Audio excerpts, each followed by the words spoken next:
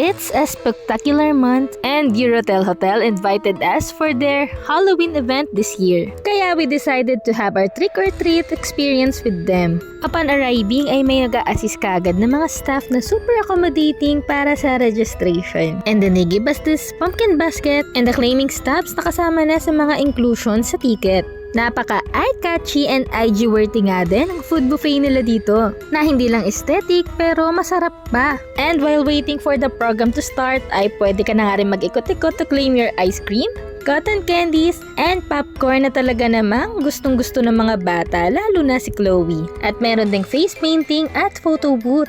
For the trick or treat naman ay medyo challenging dahil may ipa-follow ka na map na provided nila that will lead you to the room na may mga activities before makuha ng kids yung mga candies nila. Napaka-interactive nga ng games na na-enjoy namin ni Chloe. After namin nag-ikot-ikot for the trick or treat ay nag-break time nga muna before proceeding sa second program. Super rewarding nga nitong food buffet nila after mag-ikot-ikot sa iba't ibang rooms dito sa hotel. Habang kumakain ay nag-start na nga rin itong magic show na talaga namang kinaaliwan ng mga bata.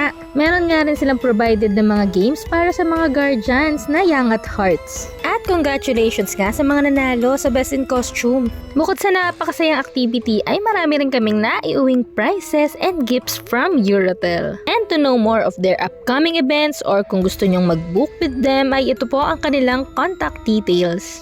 Maraming salamat nga po sa Eurotel Hotel for having us in your Trick or Treat Year 3 event.